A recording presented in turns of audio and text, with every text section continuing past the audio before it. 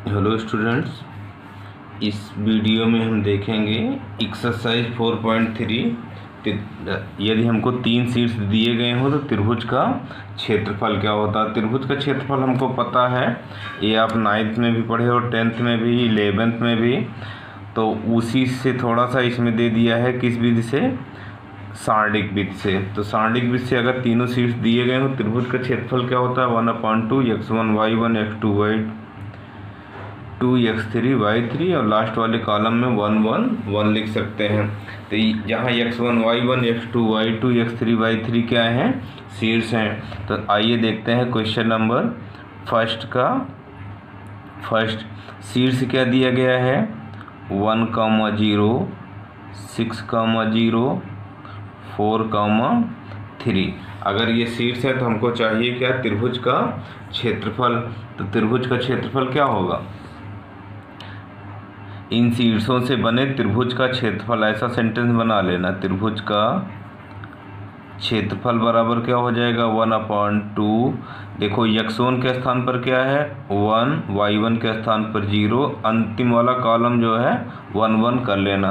अगला शीर्ष क्या दिया है 6, 0 और तीसरा वाला क्या दिया है 4, 3। तो तीनों शीर्ष को पहले दो स्तंभों में लिख लेंगे, तीसरे वाले में 1 1 1 हो जाएगा। अब इसका प्रसार करना आपको आता ही है। तो त्रिभुज का क्षेत्रफल क्या बन जाएगा, 1/2 पहला पंक्ति, ये पहले तत्व को लेकर प्रसार कर दो, पहली पंक्ति के तत्वों को लेकर 1 1 का उपसारणिक क्या बनेगा 0 1 3 1। अगला मान लो 6 लेते हैं तो प्लस ये -6, इसका उपसारणिक क्या बनेगा, इसके शीट के तत्वों को छोड़ दो, 0 1 3 1 प्लस 4। अब इसके शीट के तत्वों को छोड़ दिया जाएगा तो क्या मिलेगा 0 1 0 1। सॉल्व करेंगे तो क्या मिलेगा 1/2 1 1 का 0 से गुणा 0, -3 बन जा 3, -6 0 1 जा 0, -3 बन जा 3 + 4, यहाँ आ जाएगा 0, -1 का 0 से गुणा 0।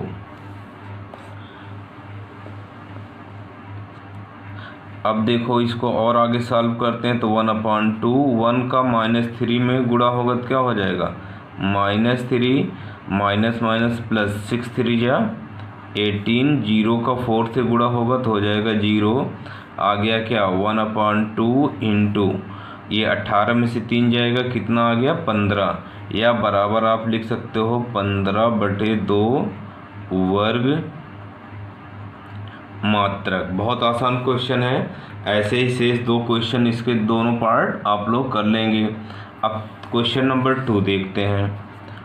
2 में क्या दिया है कि दर्शाइए कि बिंदु कैपिटल ए का निर्देशांक दिया गया है a, b + c, दूसरा कैपिटल B बिंदु है और इसका निर्देशांक दिया गया है स्मॉल b, c + a, तीसरा बिंदु दिया है कैपिटल C, निर्देशांक दिया है c, a + b। हमको क्या दिखाना है, संरेख।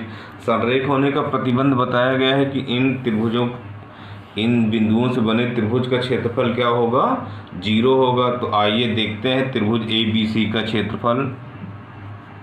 त्रिभुज ABC का क्षेत्रफल बराबर 1/2 सारणिक विधि से लिख लो।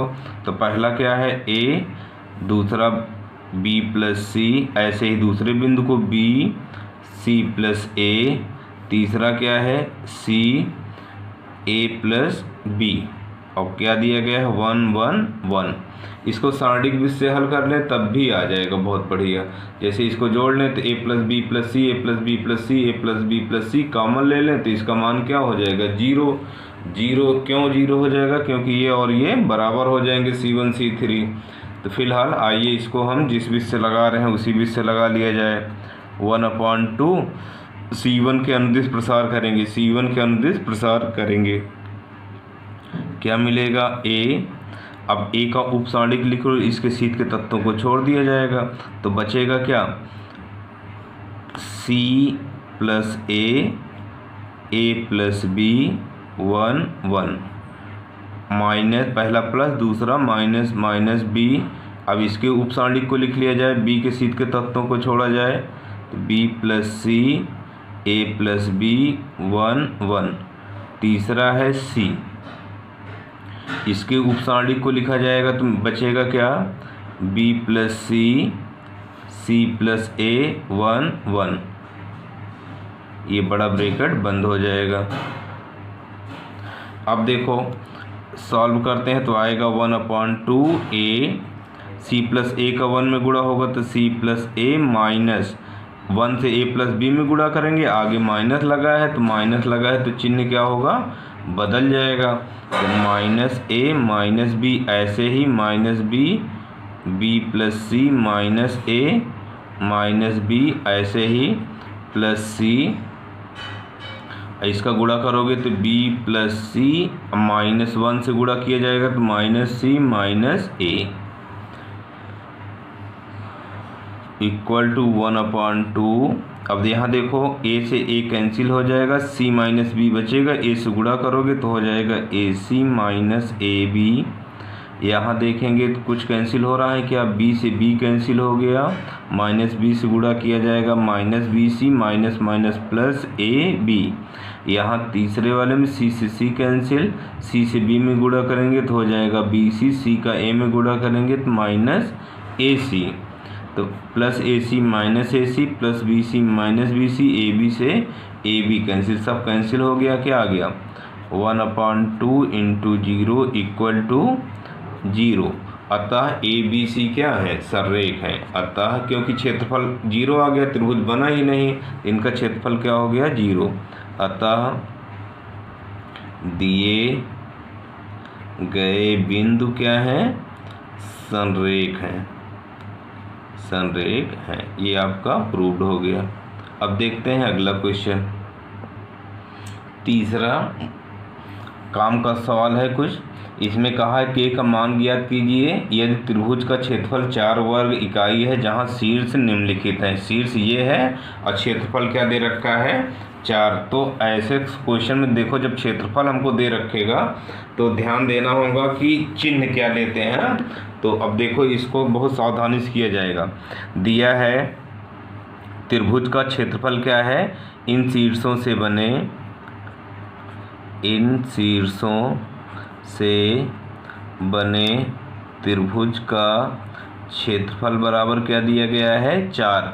और 4 क्या हो सकता है, धनात्मक भी हो सकता है ऋणात्मक, क्योंकि क्षेत्रफल कभी ऋणात्मक लेते नहीं हैं, ऋण आएगा तब भी धन का 4 लिख देते हैं, धन का 4 आता है तब भी 4 लिख लेते हैं। इसलिए जब क्षेत्रफल दिया हमको रहेगा के या किसी अज्ञात राशि का मान पूछने के लिए कहेगा तो इसको हम सदैव किस में लिखते हैं, मापांक में लिखते हैं या प्लस माइनस दोनों में लेते हैं।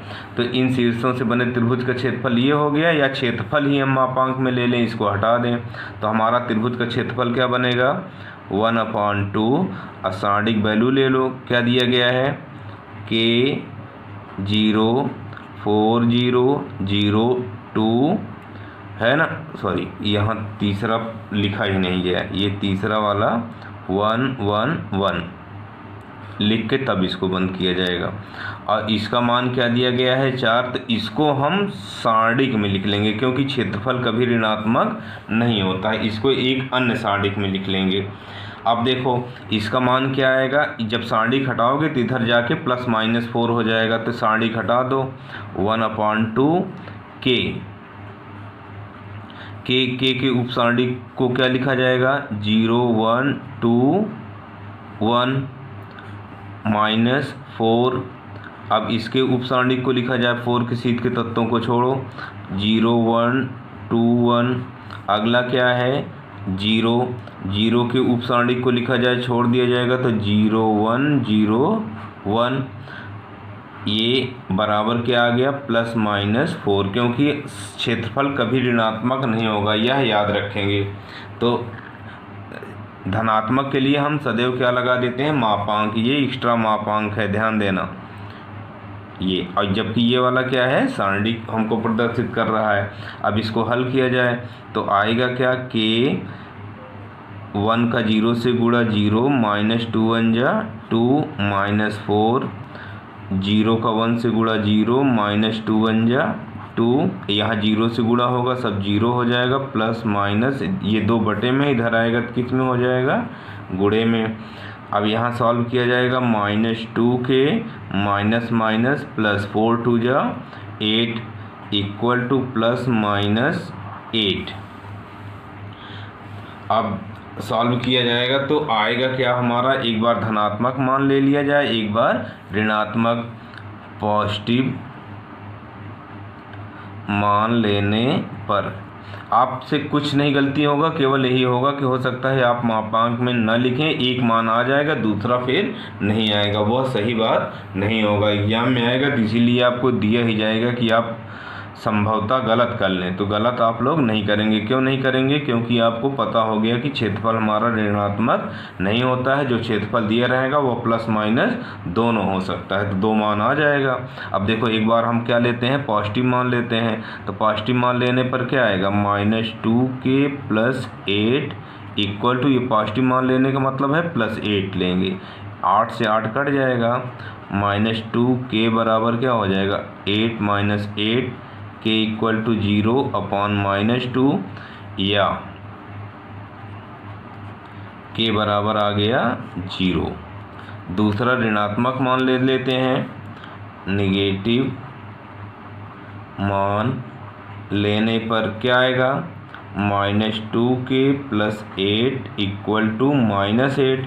तो देखो क्या आता है, -2k इक्वल टू -8 + 8 है, इधर जाएगा -8, k इक्वल टू क्या हो जाएगा -16 अपॉन ये -2, तो ये कट जाएगा, क्या आ जाएगा 8, अतः k का मान हमारा आ गया क्या, k बराबर 0 और क्या आ गया 8, ये आंसर हो गया।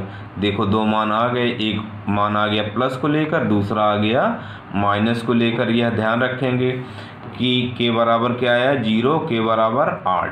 जब हमारा क्षेत्रफल दिया रहेगा तो ऐसे ही प्लस माइनस दोनों लेके लगाएंगे। आइए इसी प्रकार देख लेते हैं इसका सेकंड पार्ट भी। अब यहाँ भी देखो इन बिंदुओं से बने त्रिभुज का क्षेत्रफल क्या दिया है 4, तो आप क्या लिखोगे 1/2 -2 0 0 4 0 k, और अंतिम वाले को 1 1 1 बराबर क्या दिया है 4। इसको क्या बताया गया है कि इसको एक अतिरिक्त, इसका क्षेत्रफल ऋणात्मक नहीं होता है तो अलग से मापांक लगा दिया जाएगा। अलग से मापांक लगाने का फ़ायदा ये मिलेगा कि ये हमारा क्षेत्रफल प्लस माइनस दोनों में हो सकता था, तो जबकि क्षेत्रफल क्या होता है केवल धनात्मक होता है। दिया है 4 तो हमको क्या पता है कि वो धन का आया है कि ऋण का आया है। अब इसको सॉल्व करते हैं, 1/2 -2, अब इसके शीट के तत्वों को छोड़ा जाएगा तो आएगा क्या, उपसांडिक बनेगी क्या 4 1 k 1, बाकी तो दोनों 0 हैं तो लिखने का कोई मतलब नहीं है, लिखना चाहें तो लिख लें -0 0 की शीट के तत्वों को छोड़ा जाएगा 0 1 k 1, अगला फिर से 0, इसका उपसांडिक क्या बन जाएगा 0 1 4 1 इक्वल टू ±4। जब भी मापांक हटाएंगे प्लस माइनस दोनों आ जाता है। अब इसको और सॉल्व किया जाए तो क्या मिलेगा -2 4 -k, और ये दोनों तो 0 हैं तो प्लस माइनस 0 किसी मतलब के नहीं है ये। अब +-4 ये अपॉन 2 है, इधर जाएगा तो मल्टीप्लाई में हो जाएगा। इसको सॉल्व कर लिया जाए, -8 + 2k इक्वल टू +-8। एक बार पॉजिटिव ले लेते हैं वैल्यू, एक बार निगेटिव। पॉजिटिव वैल्यू लेने पर -8 + 2k + 8, 2k इक्वल टू 8, -8 इधर जाएगा प्लस का 8, k equal to 16/2, k equal to क्या आ गया 8, ये 8 है। अब निगेटिव वैल्यू ले लेते हैं, निगेटिव मान लेने पर क्या आएगा -8 + 2k इक्वल टू -8। तो देखो आया क्या 2k इक्वल टू -8 से -8 कैंसिल हो जाएगा, -8 इधर माइनस है, इधर जाके +0 बन गया, k के इक्वल टू 0/2 के इक्वल टू 0। तो के 2 मान आ गए आपके, अतः के बराबर 0 और 8। यही क्या हो गया आंसर। क्वेश्चन नंबर 4 दिया है कि सारणी का प्रयोग करके बिंदु 1, 2 और 3, 6 को मिलाने वाली रेखा का समीकरण ज्ञात कीजिए। दो बिंदुओं को मिलाने वाली रेखा का समीकरण आप लोग 10th में भी पढ़े हो और 11th में भी, अब 12th में भी पढ़ लो। एक और तरीका देख लो, सारणी के विधि से कैसे दिए गए दो बिंदुओं से होकर जाने वाली रेखा का समीकरण निकालते हैं। मान लेते हैं बिंदु ए का निर्देशांक क्या है 1,2 और दिए गए बिंदु बी का निर्देशांक क्या है 3,6। अब एक अन्य बिंदु मान लेते हैं P जिससे यह रेखा होकर जाता है, P मान लेते हैं जिसका निर्देशांक क्या मान लिया जाए x, y। तो दिए गए दो बिंदुओं से होकर जाने वाली रेखा का समीकरण में स्वेच्छ चर वाला तो एक पद आएगा ही x, y। तो मान लेते हैं, माना बिंदुओं A तथा B को मिलाने वाली रेखा पर एक अन्य बिंदु P x, y स्थित है, ऐसा हम लोग मान लिए। अब इसका मतलब यह हो गया कि A, P, B क्या है संरेख है, इसलिए A, P तथा B क्या होंगे संरेख होंगे, संरेख हैं। और संरेख होने का क्या प्रतिबंध है कि इन बिंदुओं से बने त्रिभुज का क्षेत्रफल क्या होगा 0 हो जाएगा। तो क्या बन जाएगा, इसलिए 1/2 1 2 1 x y 1 3 6 1 बराबर क्या हो जाएगा 0। इसलिए इन बिंदुओं से ये संरेख होने का प्रतिबंध है, संरेख का क्या है प्रतिबंध है। आपको फार्मूला पहले ही बताया जा चुका है कि इन बिंदुओं से निर्मित त्रिभुज का क्षेत्रफल क्या होगा 0 होगा। अब इसी को सॉल्व कर लिया जाए तो आएगा क्या 1/2 इधर जाके 0 बन जाएगा। इसका प्रसार कर लिया जाए तो क्या बनेगा 1 के सीध के ये उपसारणिक को लिख लिया जाए डायरेक्ट, y बन जा y -6 बन जा 6 माइनस x। अब इसके उपसारणिक को देखा जाएगा 2 1 6 1 होगा, 2 1 जा 2 - 6 1 जा 6 प्लस अगला क्या है 3, इसके उपसारणिक को लिखा जाएगा 2 1 y 1 होगा, 2 1 जा 2 माइनस y 1 जा y इक्वल टू 0। सॉल्व करेंगे तो आएगा क्या y -6 2 - 6 -4 का -x में गुणा करेंगे तो प्लस 4x। आइए हो जाएगा 3 2 जा 6 minus 3y equal to 0। -6 plus 6 cancel, आया क्या 4x plus y minus 3y minus 2y equal to 0। या इसको आप लिख सकते हो क्या -2y इधर जाएगा प्लस का 2y हो जाएगा या 4x इक्वल टू 2y, 2 से 4 कैंसिल होगा, या y बराबर कितना हो जाएगा 2x, y बराबर 2x। यही अभिष्ट रेखा का समीकरण है, ऐसा लिख सकते हो, यही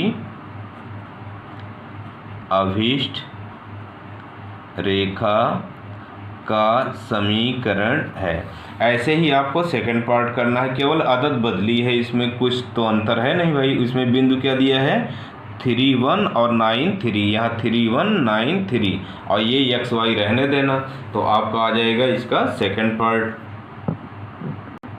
जैसे थर्ड क्वेश्चन है वैसे ही तो फिफ्थ भी है, इसमें भी 3 शीट्स दिया गया है। इसका क्षेत्रफल कितना दिया गया है 35। इन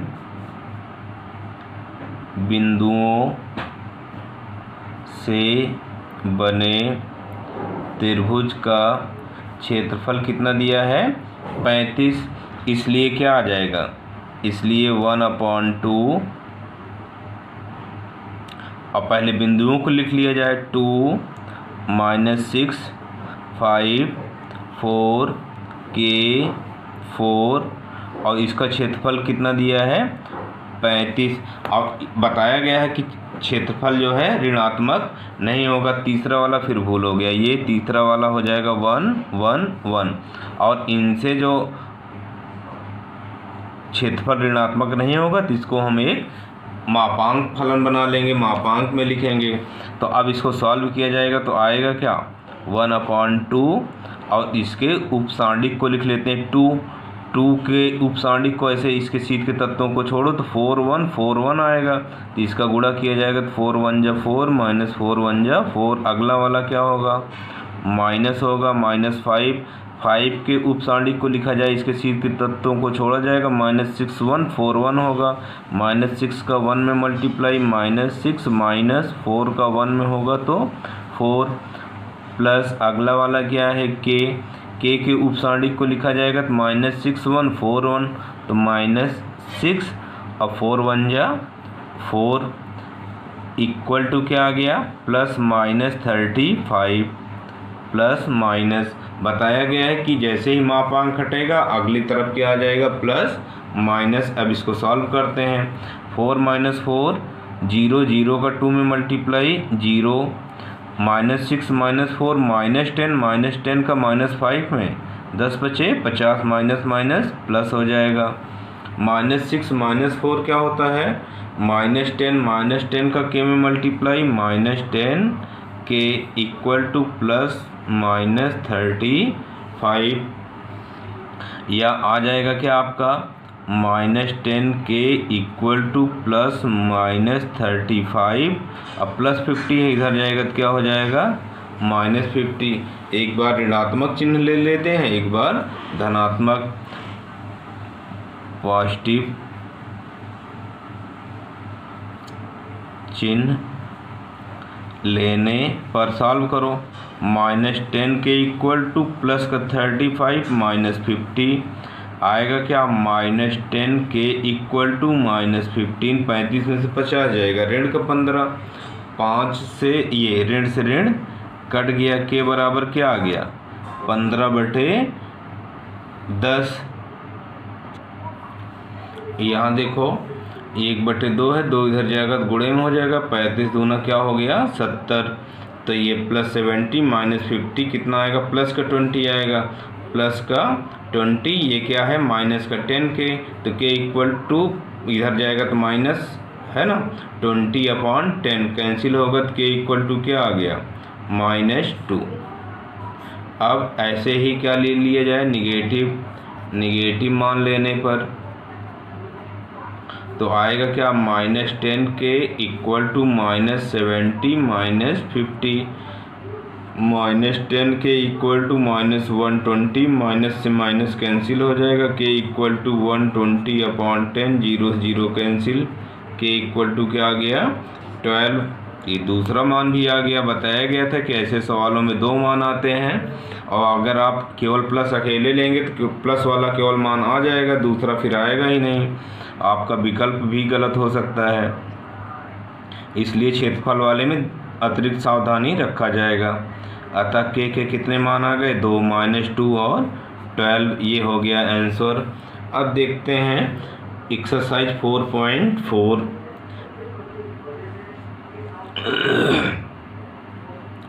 एक्सरसाइज 4.4 के बारे में भी आपको थोड़ा बहुत पहले ही बताया गया है। इसमें कहा गया है इसके उपसारणिक अवयवों के उपसारणिक और सहखंड भी लिखना है ना।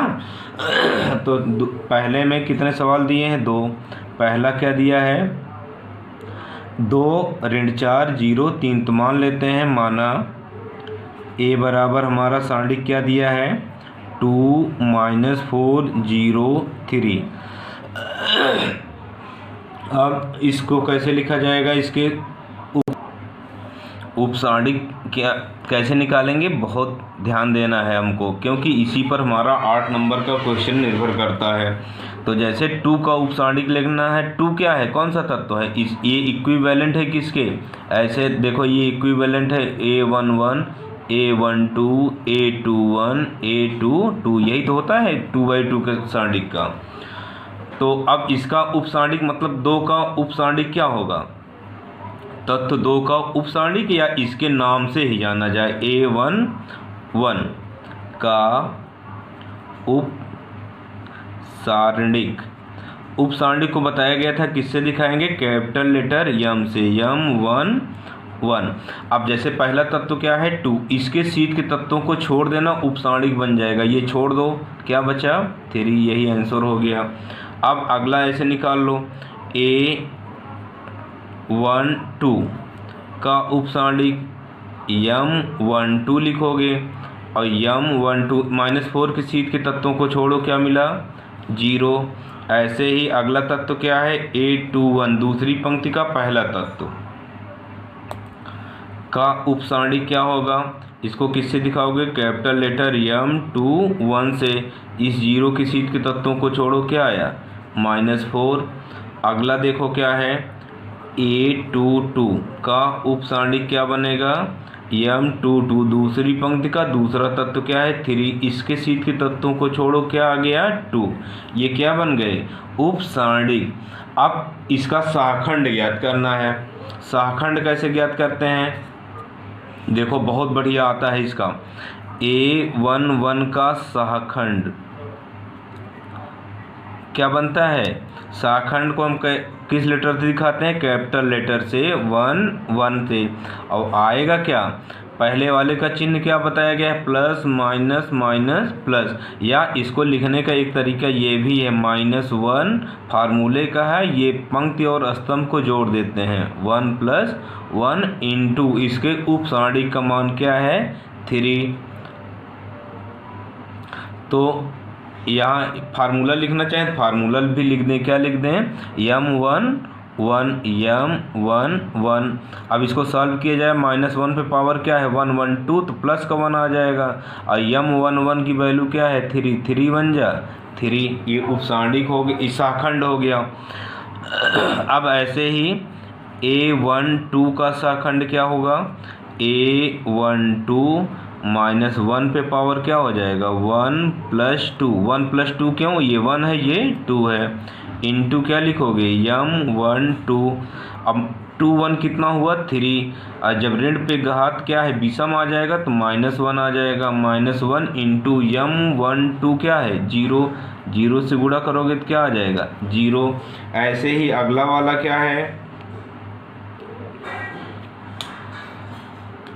A21 का शाखंड क्या हो जाएगा, A21 = -1 पे पावर क्या हो जाएगा 2 + 1 ×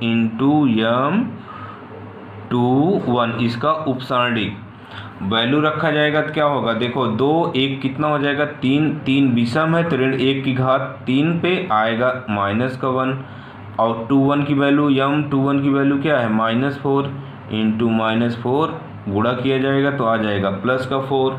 अगला क्या है A22 का शाखंड क्या हो जाएगा, A कैपिटल का 2 -1 पे पावर 2 + 2 M22, 2 4 हो गया, और ऋण 1 पे घात 4 का मान क्या आएगा धन का 1, और M22 की वैल्यू क्या दिया है 2 2 1 जा 2। तो अब देखो हमको पता चल गया ये चारों क्या हैं उपसारणिक हैं, और ये चारों क्या हैं शाखंड हैं, तो यही आंसर लिख सकते हैं, यही आंसर आ भी गया, लिख क्या सकते हैं। ऐसे ही पहले का दूसरा A बराबर दिया है ACBD। अब हमको इसका क्या निकालना है, पहले उपसारणिक, तो A11 का उपसारणिक क्या होगा, A11 का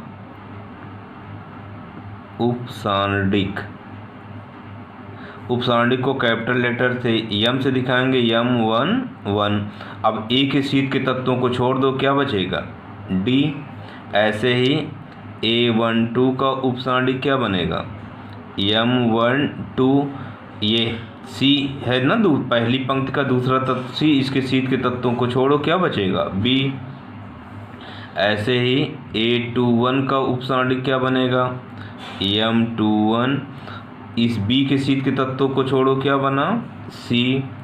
A22 का उपसांडिक क्या बनेगा, M22, D के शीट के तत्वों को छोड़ो, क्या बना A। अब बहुत आसानी से आ गया। अब ऐसे ही हमको क्या लिखना है, इसका सहखंड। A11 का सहखंड क्या होगा, का सहखंड बराबर क्या बनेगा, -1 पे power 1 + 1 into M11 equal to -1 पे पावर 1 1 2 तो हो जाएगा 1। M11 की वैल्यू क्या है D, D बन जा D। ये आ गया A11 का सहखंड। अब ऐसे ही निकाला जाएगा किसका, A12 का सहखंड। A12 का सहखंड क्या बनेगा, सहखंड बराबर होगा -1 पे पावर 1 + 2 और इसके उपसांडिक का मान, उपसांडिक क्या है M12 और 2 और 1 मिला के 3 विषम हो गया, विषम पर -1 आएगा। और M12 की वैल्यू क्या है B, B बन जा B, -B दूसरा आ गया। अब निकाल लिया जाए A21 का सहखंड।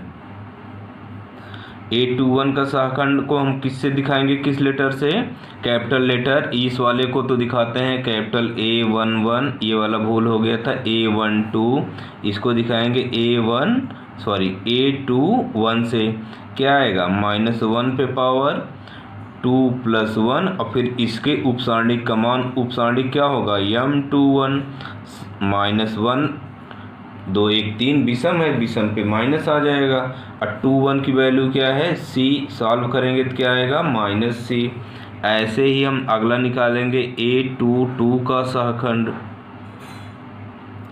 सहखंड क्या निकलेगा A22, -1 पे पावर 1 + 1 इंटू उपसांडिक का मान 22, मान रख दिया जाए, -1 पे पावर 1 + 1 2 हो जाएगा, सॉरी ये 2 है, 2 कितना हो जाएगा 4 और 4 पे क्या आएगा धनात्मक आएगा 1 और M22 की वैल्यू A है, सॉल्व करने पे क्या आ गया A। अतः A का उपसारणिक क्या है, उपसारणिक है हमारा DBCA तथा सहखंड क्या है, सहखंड क्या क्या आया था D आया था, -B आया था, -C आया था और क्या आया था A। यही क्या हो गया आंसर हो गया, या जो जहाँ लिखे हो वो ज़्यादा सही आंसर है, इसको अतः करके लिखने की आवश्यकता नहीं है। अब देखते हैं क्वेश्चन नंबर 2 में 3/3 का सारणिक आ गया है, करना यही है। दूसरे का फर्स्ट मान लिया जाए, माना A बराबर क्या है 1 0 0 0 1 0 0 0 1। अब हमको सभी तत्वों का क्या लिखना है उपसारणिक। तो अब A11 का उपसारणिक क्या बनेगा, देखो A11 का उपसारणिक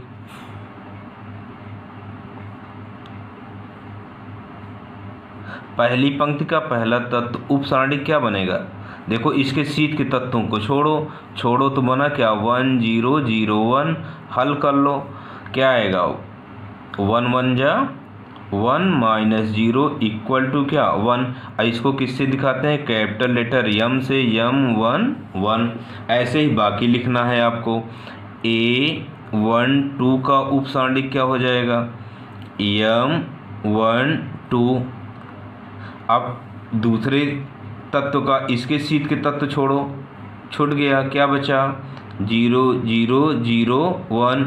सॉल्व करो, 1 का 0 से गुणा 1 माइनस 0 का 0 से गुणा 0, 1 का 0 से गुणा 0 होता है, 0 माइनस 0 बराबर 0। ऐसे ही अगला लिखा जाएगा A13, पहली पंक्ति का तीसरा तत्व का उपसारणिक क्या बनेगा M13। अब देखो इसके शीट के तत्व छोड़ो, छूट गया, क्या बचा 0 1 0 0 0 1 0 0। सॉल्व करेंगे तो 0 माइनस 0 इक्वल टू 0। अब ऐसे ही देखो पहली पंक्ति के तीनों तत्व हो गए। अब दूसरी पंक्ति A21 का उपसारणिक किससे दिखाओगे M21 से।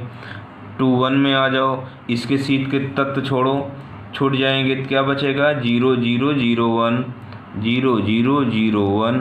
सॉल्व करो, क्या आएगा 0 माइनस 0 इक्वल टू 0। A22 का उपसारणिक M22, उपसारणिक में चिन्ह नहीं देखते हैं, नहीं तो यहाँ प्लस माइनस लगाना शुरू कर दो।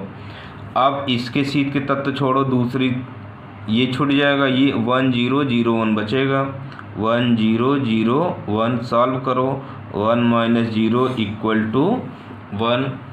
A23 का उपसारणिक M23, दूसरी पंक्ति का तीसरा तत्व, ये देखो इसके शीट के तत्व छोड़ो, क्या बचेगा 1 0 0 0 1 0 0 0। हल करो, क्या आएगा 0 माइनस 0 इक्वल टू 0। दूसरी पंक्ति के तीनों तत्व हो गए। अब आ जाओ किसमें, तीसरी पंक्ति में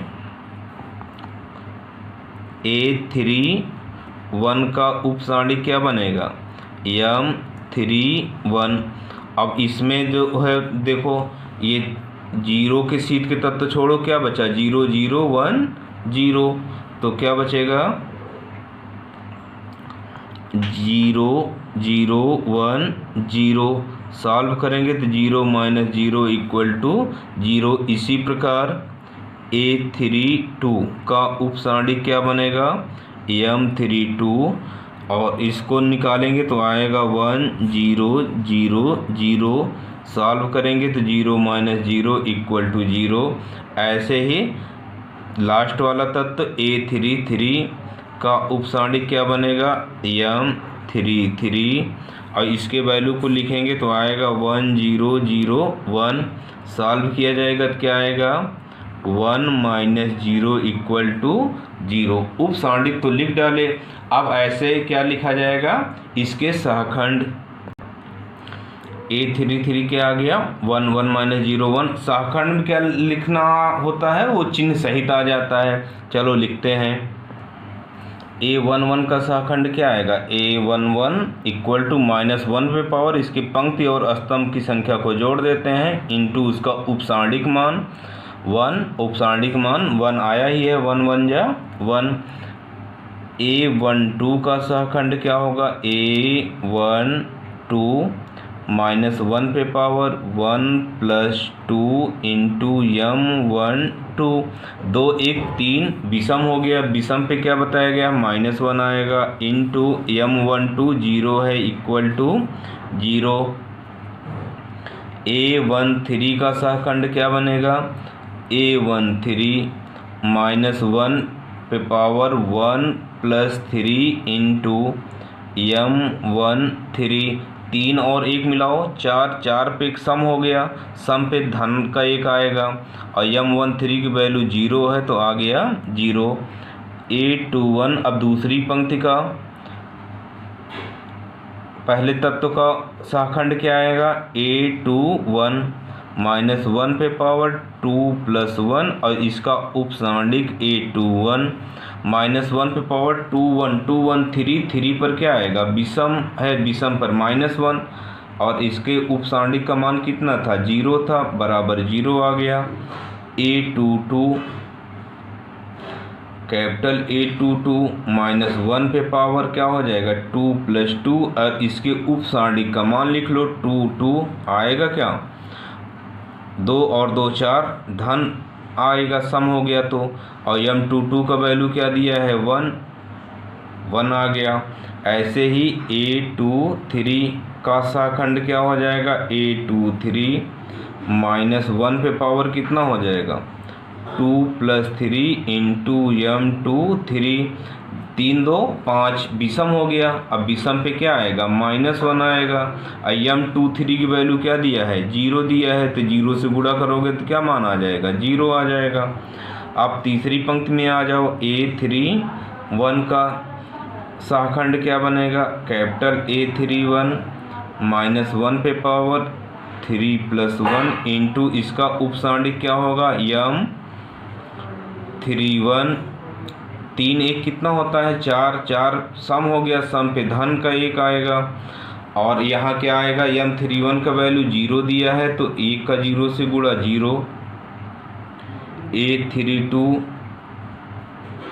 का शाखंड क्या आएगा A32 -1 पे पावर क्या हो जाएगा 3 + 2 इंटू m32, 3 2 5 विषम हो गया, -1 इंटू क्या आएगा m32 की वैल्यू 0 दिया गया है 0।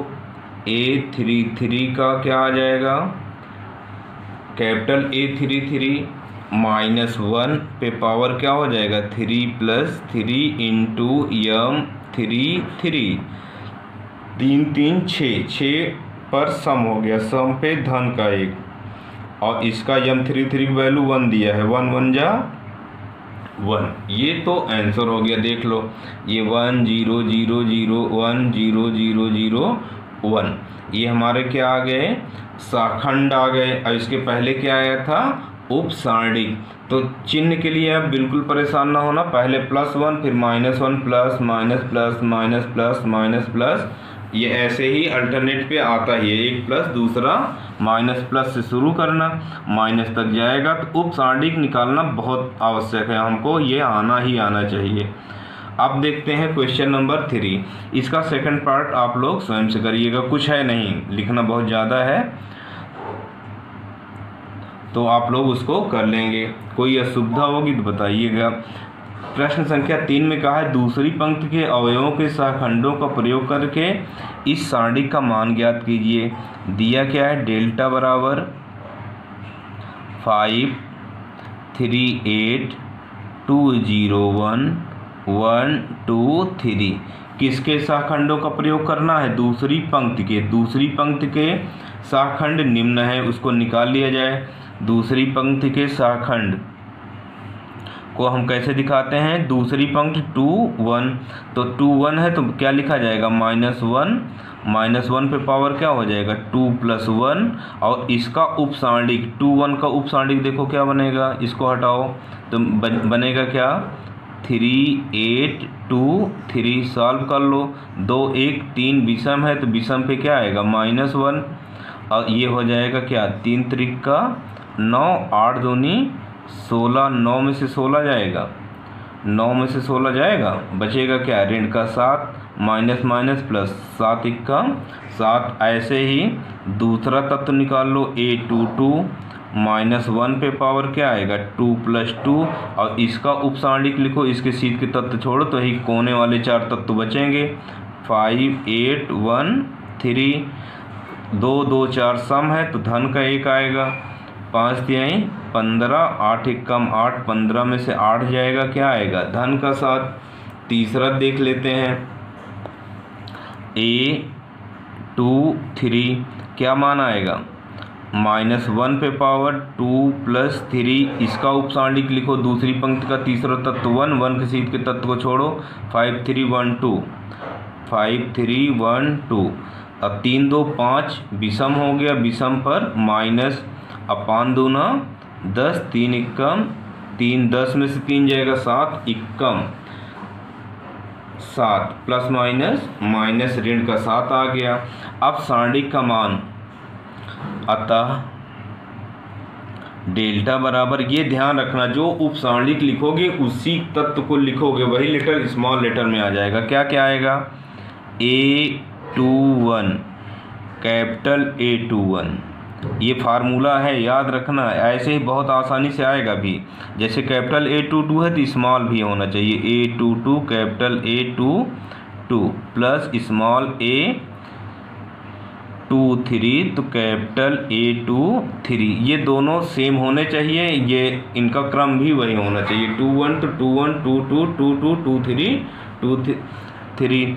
अब मान रख लिया जाए दूसरी पंक्ति का पहला तत्व क्या है 2, और इसके शाखंड का मान क्या आया है 7, 2 इंटू 7 प्लस A22 कितना है 0, 0 इंटू कैपिटल A22 कितना है 7 प्लस A23 क्या है 1, दूसरी पंक्ति का तीसरा तत्व 1, और इसका उपसारणिक कितना आया है -7। सॉल्व कर लो, क्या आएगा 7 दूनी 14, 7 का 0 से गुणा 0, 7 एकम 7 ऋण का 7, सॉल्व करने पर क्या आ गया 7। ये आंसर हो गया इसका। ऐसे ही क्वेश्चन नंबर 4 दिया है हमको। 4 क्या कहा है, 4 में डेल्टा बराबर दिया है 1x yz 1 yzx 1 zxy। कहा है कि तीसरे स्तंभ के तत्वों को, ये तीसरे स्तंभ के तत्वों के अवयवों के शाखंडों का प्रयोग करके सारणिक का मान ज्ञात करना है। तो तीसरा स्तंभ के तत्व क्या क्या बनेंगे बताओ, इसका शाखंड बनाओगे तो क्या बनेगा A13, और दूसरा क्या बनेगा 2 3, अगला क्या बनेगा A33, यही तो A33 है, ये दूसरी पंक्ति का तीसरा तत्व, पहली पंक्ति का तीसरा तत्व।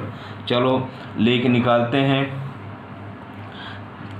तीसरी पंक्ति के शाखंड लेने पर A13 यही तो बनेगा, पहली पंक्ति का तीसरा तत्व, तीसरा स्तंभ के तत्व यही है।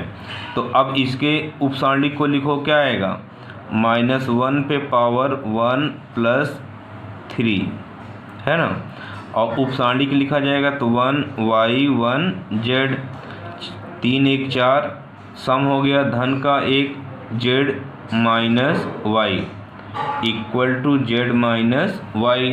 अब अगला लिख लो, दूसरी पंक्ति का तीसरा तत्व 2 3, ये इसका क्या नाम है 2 3।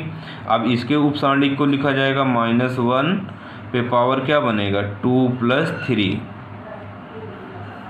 1x 1z -1 क्योंकि विषम है, z - x, माइनस से गुणा करेंगे तो हो जाएगा x - z। तीसरा लिख लो A33 -1 पे पावर 3 + 3, उपसारणिक को लिखो, इसके उपसारणिक को लिखा जाएगा 1x 1y। हमको तो लगता है बहुत आसान है इसलिए इतनी जल्दी में बताया जा रहा है। 3 3 कितना हो जाएगा 6, तो प्लस का 1 आ जाएगा। बोला है तीसरे स्तंभ के तत्वों को, स्तंभ तो इसी को बोलेंगे ना, और इसका क्या नाम होता है A11 A12 A13 होता है, A13 लिखा गया है। ये क्या है A21 A22 A23 ही तो लिखा है, ऐसे ये हो जाएगा। अब सॉल्व करेंगे तो क्या आएगा y - x हो गया। सॉल्व करने पर अब कहा है इस सारणी का मान ज्ञात करना है। मान ज्ञात करने के लिए बताया हूँ जो कैपिटल लेटर में रहेगा वही स्मॉल लेटर में हमारा आना चाहिए, वही तत्व आने चाहिए। चलो रखते हैं सारणी का मान, तो आएगा क्या, बोला है तीसरे स्तंभ के तत्वों तो स्तंभ वाले ही पद लिखेंगे A13 A23 A33 और यही इसके शाखंड भी रहेंगे। अब इनके मान को रख दो। A13 क्या है YZ, मान क्या आया है Z - y, अगला क्या है ZX, इसका मान क्या आया है x - z, अगला क्या है XY, और A33 का मान क्या आया है y - x।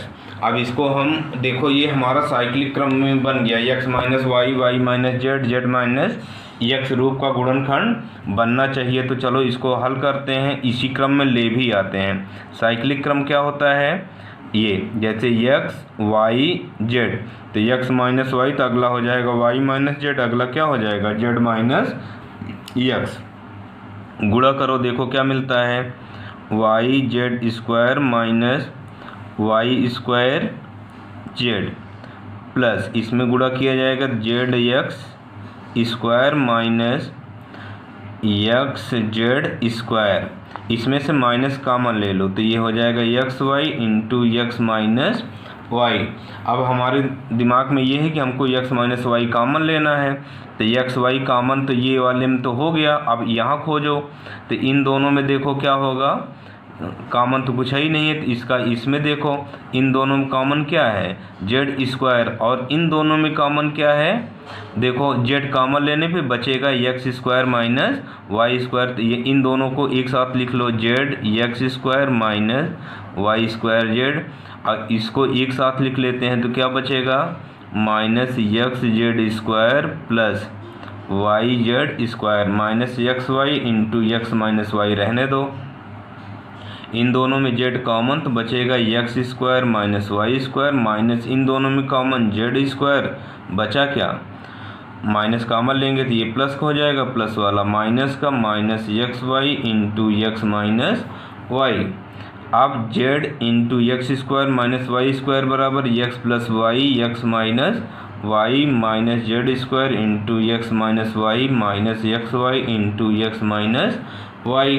अब तीनों में देखो कॉमन क्या हो गया एक्स माइनस वाई, बचा क्या जेड से इसमें गुणा कर दो Z X plus Y Z minus Z square minus X Y, यही तो बचा।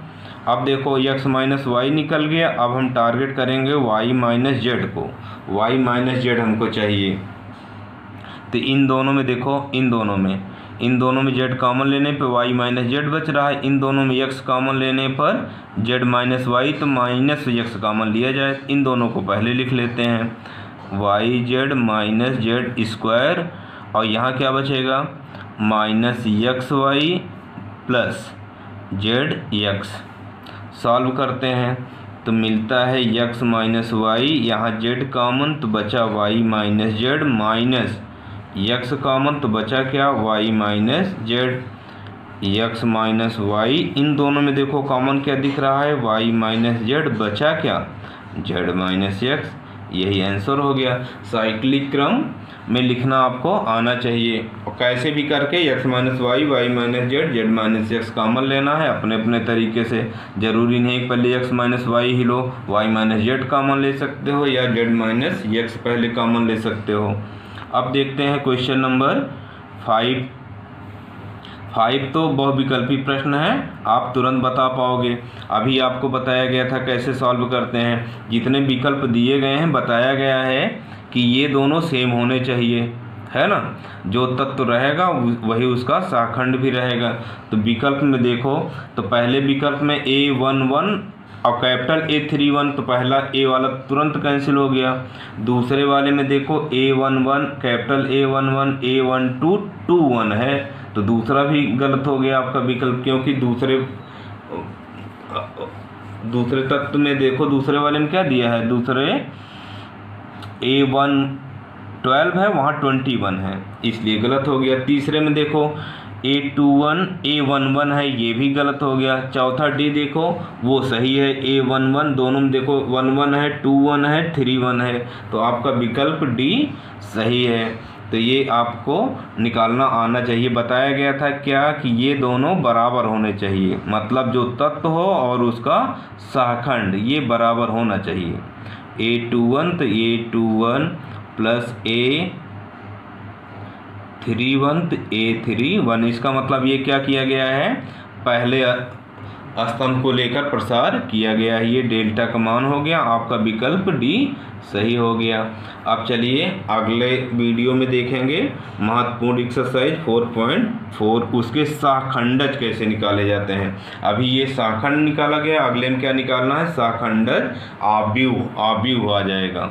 तो चलिए अब उसकी तैयारी कर लीजिएगा, सहखंडज आव्यूह के बारे में पढ़ लेंगे। अब उस वीडियो को हम अगले वीडियो में देखेंगे उस एक्सरसाइज को।